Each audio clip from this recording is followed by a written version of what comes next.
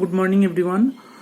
It's the class of B.Ed 4th semester, course 8B, Knowledge and Curriculum Part 2, and from Unit 5. Today we will learn about the children's resilience. What's the meaning of the resilience? Because you are not well acquainted with the word of resilience. Actually, the word resilience means liveliness. The word resilience means liveliness, and I am just giving you the spelling of resilience. RESILIENCE, resilience. Children's resilience. Resilience means liveliness. Now, what the resilience is? Resilience is the ability to bounce back from stress, adversities, failures, challenges, and even trauma.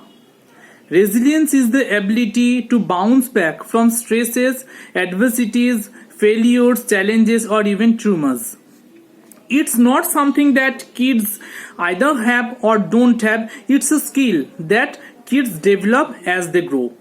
Means kids must have to adapt the resilience when they are just involving themselves in the process of growing, in the process of developing. Okay. Now, how the stress and resilience is related with each other? All kids encounters all kids going with some process of stresses at the different stages of their life. Some kids suffering from illness, some kids move to the new neighbors, some kid suffers from cyberbullies, some kids loses their friends, deal with divorce to their parents, etc. These obstacles might be very small to us, but it's become very greater matter to the children, to the learners. So resilience helps kids to navigate all these stressful situations and overcome their life successfully. Today I am just telling you some strategies of building resilience among the learners. First and foremost point is that role of parents. What's the role of parents? Parents can help kids build resilience and comfort uncertainly by teaching them to solve problems independently.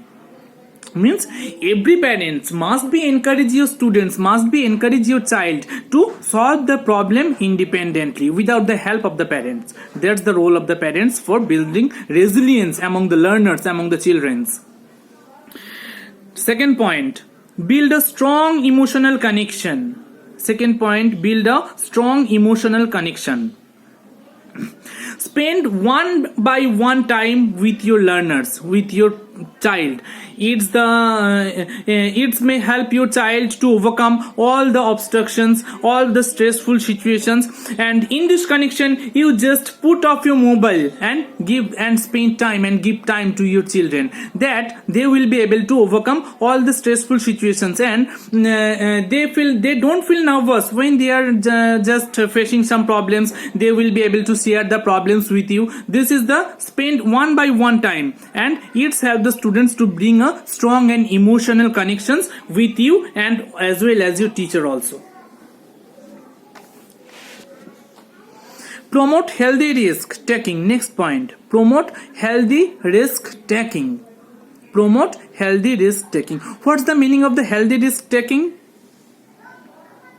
Sometimes healthy risk means sometimes children are pushed to go outside from their comfort zone. Children are sometimes pushed to go outside from their comfort zones. It may result little harm to them. It may result little harm to them if they are unsuccessful. It's the healthy risk. But as a parents, you must have to encourage your students to take the healthy risk. Because it's a kind of education, it's a kind of lesson which your child be able to take from the adverse situations. That's the promote of healthy risk taking. And as a parents, as the teacher, we must have to encourage our learners, we must have to encourage our child to take that kind of healthy risks. Next point, resist the urge to fix it and ask questions instead. Resist the urge to fix it and ask questions instead. Number 4 points, resist the urge to fix it and ask question instead. It means that when kids come to the parents to solve problem, the natural response is to give lecture or to explain. But a better strategy is to ask question by bouncing the problem back to the child with the questions. Means that we are very much acquainted with the system. When our learners, when our child just come to us and ask something about the new, then we just give a lecture and we just try to explain it. But instead of that, we must have to give them some questions, we must have to give them some we must have to throw them some problems, and they will be able to solve the problems independently with the concept from you which he gained.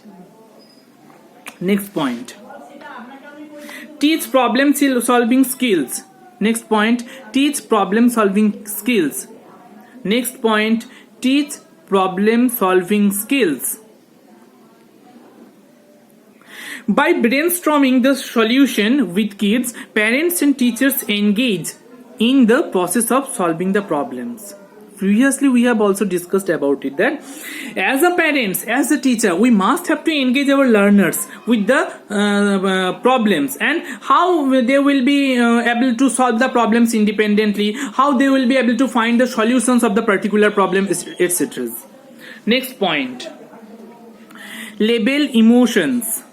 Label emotions means when stress kicks in, then emotions runs hot. Means excessive stress is equal to excessive hot. Excessive emotion runs hot. Okay, now teach your kids that all feelings are important to tell them. It's a way to feel anxious, sad, jealous, etc. And also reassure them that bad feelings usually passes. As a teacher, as a parent, we must have to teach our students that emotion, sad, jealousies, etc. are the part of the life. But we don't have to nervous, we don't have to flee away from that kind of problem. But we must have to penetrate on the problem, and we must have to find some solutions of the problem, because bad time always passes away.